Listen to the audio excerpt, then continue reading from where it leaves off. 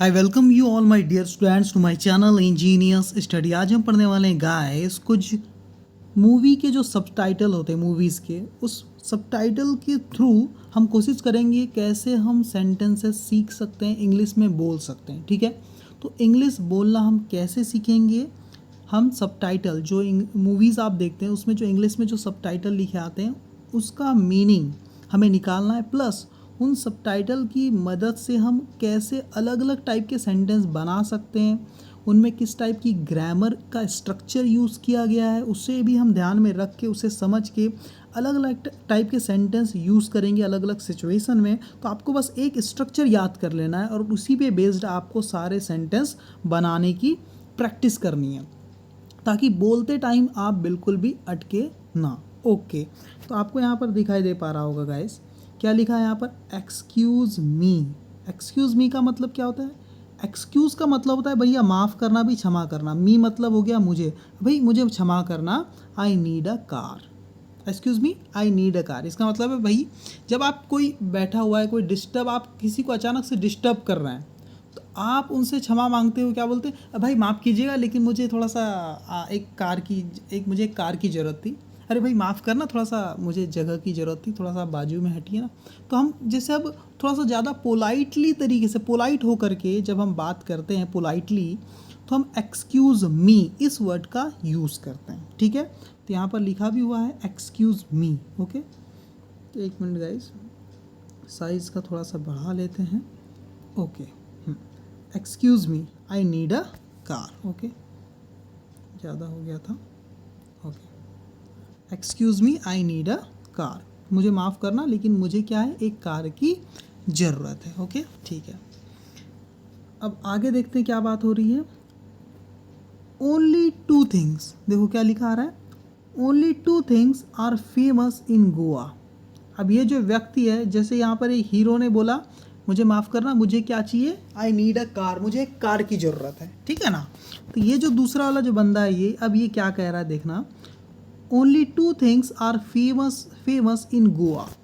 केवल दो चीज़ें हैं, फेमस मतलब प्रसिद्ध, इन गोवा मतलब गोवा में, समझ गया है ना। ओनली मतलब कि केवल, टू मतलब दो, थिंग्स मतलब चीज़ें, आर यानी है, फेमस मतलब प्रसिद्ध, इन मतलब में, गोवा मतलब एक सिटी का नाम है गोवा। तो गोवा में है ना, केवल दो चीज़ें ही प्रसिद्ध है, फेमस है गोवा में। कौन सी वो दो चीज़ें प्रसिद्ध है? देखो आगे देख लेते हैं। अ बियर बार, देखो क्या लिखा है, को दो चीज़ें क्या है? A beer bar at every street corner. पहली चीज़ तो एक बियर बार जहाँ पर बियर बिकती है ना, कहाँ पर?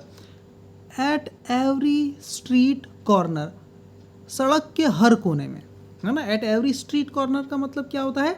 सड़क के हर कोने में एक बियर बार फेमस है गोवा में। और दूसरी चीज़ क्या फेमस है, वो बंदा आगे बता रहा है, देखो, एंड माई कार्स, और मेरी कार। देखो इससे व्यक्ति जब कार मांगने जाता है तो ये क्या कहता है, गोवा में दो ही चीज़ें फेमस है, एक तो हर कोने में, सड़क के हर कोने में बियर बार, और दूसरा मेरी कार, है ना।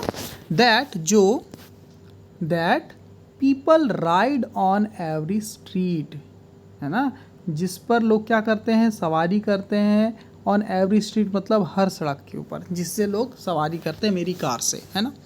आगे,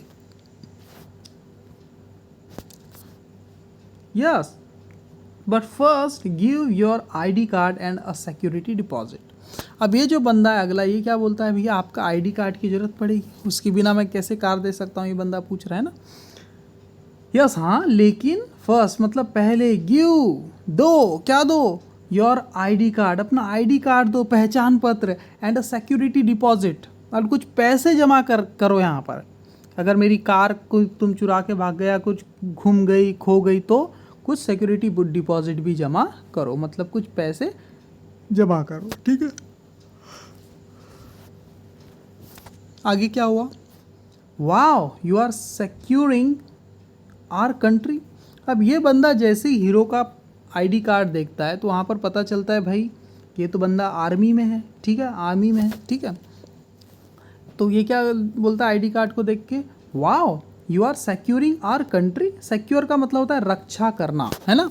आप क्या करते हो, सिक्योर करते हो, रक्षा करते हो, है ना, हमारे देश की, है ना, आप हमारे देश को सुरक्षित रखते हो, ऐसा वो कह रहा है। ठीक है, फिर क्या हो गया, hey Chhotu yes get a cool drink soon yes. देखो अब ये जो बंदा है बुलाता है, जो कार बेच रहा है यहाँ पर, मतलब कार जो किराए से दे रहा है, ये बंदा क्या करता है, एक बंदे को बुलाता है और क्या बोलता है, हे छोटू यस। तो छोटू बोलता है यस। फिर ये क्या बोलता है, छोटू का ऑर्डर क्या बोलता है, ऑर्डर क्या देता है, get a cool drink soon, get a cool drink soon. तो छोटू बोलता है यस। गेट का मतलब होता है लाना, अ कूल ड्रिंक मतलब एक ठंडी कोई भी ड्रिंक लेके आओ, सून मतलब जल्दी, कोई एक ठंडा सा ड्रिंक लेकर के आओ, है ना, सून मतलब जल्दी। तो अगला बंदा बोलता है यस। ठीक है, आगे क्या हो जाता है फिर, आई respect army officers a lot. अब ये बंदा क्या बोल रहा है, मैं क्या करता हूँ, बहुत ज़्यादा रिस्पेक्ट करता हूँ, इज्जत करता हूँ, किसकी, आर्मी ऑफिसर्स की, है ना। आई रिस्पेक्ट, किसकी रिस्पेक्ट करता हूँ, मैं इज्जत करता हूँ आर्मी ऑफिसर की, और कितनी, अ लॉट मतलब बहुत ज़्यादा, मैं आर्मी ऑफिसर्स की बहुत ज़्यादा रिस्पेक्ट करता हूँ, जो सेना में जो ऑफिसर लोग होते हैं उनकी मैं बहुत ज़्यादा इज्जत करता हूँ, ऐसा ही कह रहा है। ठीक है, आगे देखते हैं क्या बोल रहे हैं, we kill each other on the streets. हम क्या करते हैं, किल कर देते हैं, मार देते हैं एक दूसरे को सड़कों पर। ठीक है, लेकिन एंड यू गाइज, और तुम, ले डाउन, लेकिन यू गाइज का मतलब लेकिन आप लोग क्या करते हो, lay down your lives for the country. Lay down का मतलब होता है दांव पर लगाना, है ना, लेकिन तुम लोग क्या करते हो, ले डाउन मतलब दांव पर लगा देते हो अपनी ज़िंदगी, है ना, फॉर द कंट्री मतलब देश के लिए। ठीक है, कितनी बड़ी बात बोल रहा है। फिर क्या बोलता है देखो, and no matter how old you are, कोई फ़र्क नहीं पड़ता कि तुम्हारी एज कितनी है ना, कोई फ़र्क नहीं पड़ता कि तुम्हारी उम्र कितनी है। बात क्या हो रही है यहाँ पर, and no matter how old you are, है ना, no matter how old you are. ठीक है, वही बोल रहा है। 2 बार आ गई स्लाइड, कोई बात नहीं।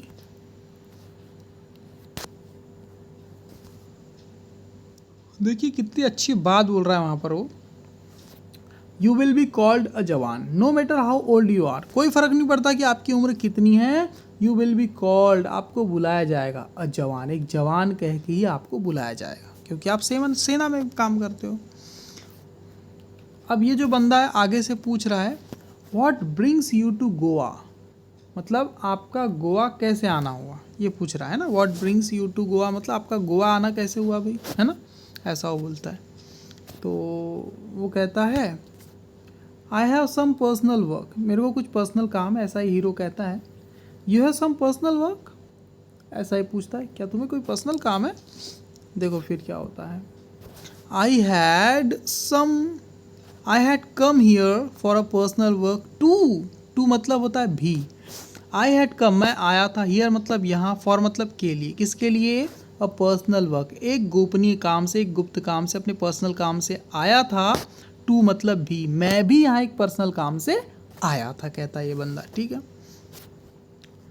15 ईयर्स अगो 15 साल पहले, है ना, then I found this Russian girl, और उसके बाद मुझे क्या मिल गई, 15 साल पहले मैं आया था, देन और तब, आई फाउंड मुझे मिल गई, क्या मिली, ये रशियन गर्ल है कोई दूसरी, उनकी तरफ फिंगर आउट करके कह रहा है ये रशियन गर्ल मुझे मिल गई, रसिया की।